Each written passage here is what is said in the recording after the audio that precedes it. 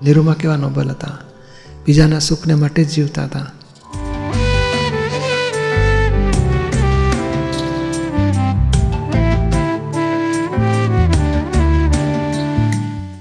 દાદા એકવાર બોલેલા બી ખરા કે આ સ્ત્રીઓમાં રીસાવાનો ગુણ બહુ હોય, પણ અમે નીરુબેનનામાં જોયું છે એ ક્યારેય અમારાથી રીસાયા નથી.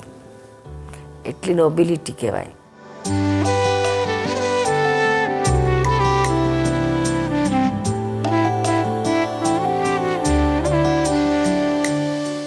મને નાનપણથી એક પ્રકૃતિમાં હતું, અને ગમે એ વસ્તુ, ગમે એટલી ગમતી વસ્તુ હોય પણ કોઈક સહેજ એપ્રિશિએટ, કોઈક કહે ને કે બહુ સરસ છે, હા તારી વસ્તુ બહુ સરસ છે, ક્યાંથી લાવી, શું કર્યું, કેટલામાં લાવ્યું, કોઈક જરાક આવું પૂછે ને તો મને અંદરથી એનું દેખાય કે એને આ વસ્તુ કેટલી બધી ગમી છે. તો હું એને તરત આપી દઉં કે લઈ જા કે છે, મને તું બીજી લઈ આવીશ, મને મળશે ખરું. તરત જ મને એમ થાય, મને મારું અંદર પછી મને તો જડ્યું કે શા આધારે એવું થાય, આજે એવું થાય મને તો શા આધારે થાય, તો મને થાય કે આ વસ્તુ મને બહુ જ ગમે છે, હું વાપરું છું, પણ આ વસ્તુ આને એટલી જ ગમે છે, આને મારા કરતાં આને વધારે ગમે છે, એટલે આ જો વાપરશે ને તો મારા કરતાં વધારે ખુશી એને થશે, માટે એની ખુશીમાં મારી ખુશી છે. એટલે મને તરત જ આપી જ દેવાનું મન થતું હતું, પહેલેથી આપી દેવાનું હતું. એટલે દાદા કાયમ કહેતા કે અમે કોઈ સ્ત્રીમાં નીરુબેન જેવી નોબિલિટી જોઈ જ નથી આજ સુધી, એમ કે. અને આ તો વસ્તુની વાત છે, પણ ઘણી બધી વસ્તુ દાદા બહુ જ અત્યંત ગમતી વસ્તુ હોય. ઇવન દાદાની સેવામાં પણ કોઈને શરૂઆતમાં થાય, સંકુચિતતા થાય, પણ પછી ધીમે એમ સમજાય કે ના, હવે આ તો એને વધારે જોઈએ છે, તો હું છોડી દઉં. એટલે આ બધું દાદાએ નોટિસ કરેલું, અને પોતે કે પછી મને તો છેલ્લે કહ્યું હતું, બહુ નોબિલિટી બહુ ઊંચી છે તમારા.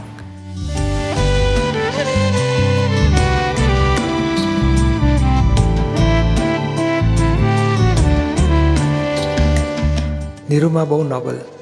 એ નીરુમાનું જોઈને શીખાયું કે આ બધી વસ્તુ જરાક કોઈને રાજી થાય ને લઈ જા, વાપર. એવું જમવા માટે બોલો, 4 જણા જમવાના હોય, એકને તીખું જોઈએ, એકને મોળું જોઈએ, એકને મીડિયમ જોઈએ, એકને મસાલેદાર, ચારેયનું જુદું બનાવીને પાછું ચારેયને જુદું જમાડે. અને એ આપણે ખાતા હોય ને ચેક કરે કે એમણે કયું વધારે લીધું, પછી ચેક કરી, પોતે જમી લે. હા, જમવામાં ચેક કરી લે કે હા એને ભાઈ બીજી વખત એવું જ બનાવે. બરાબર, એટલી બધી વસ્તુ એમને એટેન્શન હોય, ત્યારે જગત માતા થઈ શક્યા ને. મધરલી પ્રેમ બધાને, દરેકને એમ જ લાગે મારા મધર મને જમાડે જ પ્રેમથી, એવું મને નીરુમાએ જમાડે. અને બોલો ભૂલતા નથી, કેટલા વર્ષો પછી, 25-40 વર્ષ પછી પણ નીરુમાએ મને આ જમાડેલો યાદ કરીને એ ભૂલતા નથી.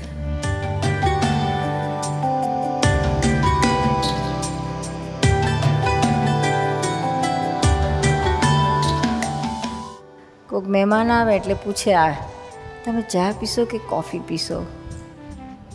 મારી હટી જાય.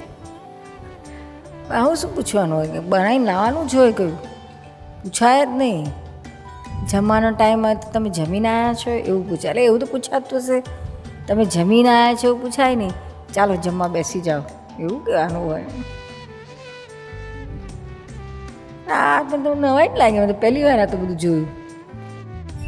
આટલું મોટું ને આટલું મન તો અહીંયા જ જોયું, એમ આખી લાઈફમાં ક્યાંય જોયું નહોતું આટલું. બહાર દુનિયામાં કેટલી જગ્યાએ ફર્યા છીએ, પણ આવું મન આવું ક્યાંય જોયું નથી. તમારી પાસે ક્યારેય સાંભળ્યું નથી એવું કે કેમ આજે આટલું બધું વપરાયું, કે કોઈ બી દિવસે હજી સુધી ક્યારે નથી સાંભળ્યું. પણ વપરાતું જ, આપણે વપરાતું જ ક્યાં છે? જેનું છે એ જ વાપરીને પૂરું કરે છે. હવના હકનું જ લે છે ને, આપણું ક્યાં હોય જ છે? શું આટલું બધું મોટું તંત્ર છે આપણું, એમાં દરેક પોતપોતાનું જ વાપરે છે. આપણું ક્યાં, કોઈનું ક્યાં છે જ? પછી કશું છે જ નહીં ને. આપણું આય નથી તો બીજું કયું રહ્યું આપણું?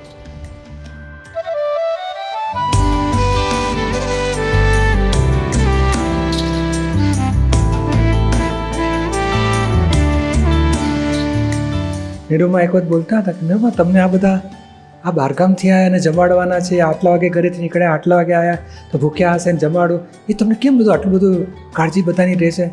તો સાચું કહું કે મને મારી જાત માટે એક વિચાર આવતો નથી, માટે બધાના વિચાર મને આવે છે કે આને કેવી રીતે હેલ્પ થાય, આને કેવી રીતે હેલ્પ થાય, આને ક્યાં જરૂર છે, આને કેવી રીતે જરૂર છે, કેવી રીતે એને હેલ્પ થાય, કેવી રીતે સુખ આપો. પોતાનો વિચાર જ નથી કર્યો આખી જિંદગી. સામાન્ય કેવી રીતે હેલ્પ થાય એ જ વિચારતા તો બધું સૂઝ પડે એવું છે.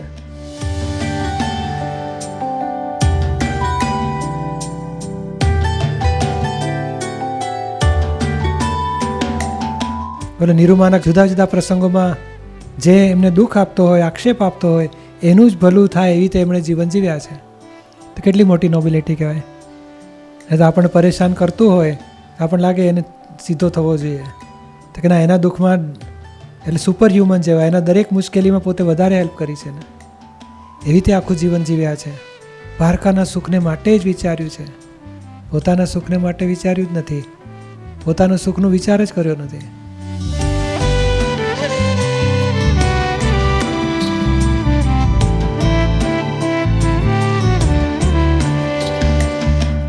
આઈ થિંક 2003માં કે તારે જ્ઞાન આપો. મેં તો તમે પહેલાં એમણે વાત કરી હતી આગલા વર્ષે કે હવે તું પણ તૈયાર થઈ ગયો છે, તું જ્ઞાન આપજે, ચાલુ કરી દે. મેં તો ના નિર્મા, આ બધા લોકોની સ્પર્ધા થાય, કોમ્પિટિશન, કમ્પેરિઝન તો સરસ ચાલે જ છે ને, ચાલવા જ દો ને, કંઈ જરૂર નથી.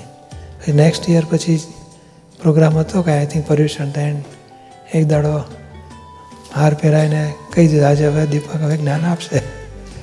એટલે પેલું જવાબ ના પડવાની રહી જ નહીં, મહાત્માની વચ્ચે જ ખુલ્લું કરી દીધું.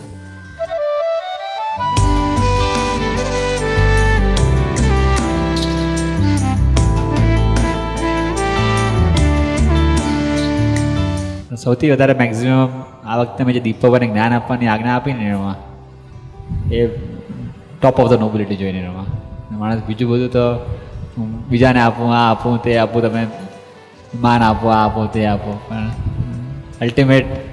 અલ્ટિમેટ થિંગ અક્રમ વિજ્ઞાનમાં કોઈ હોય ને એમાં તો જ્ઞાન છે ને એમાં.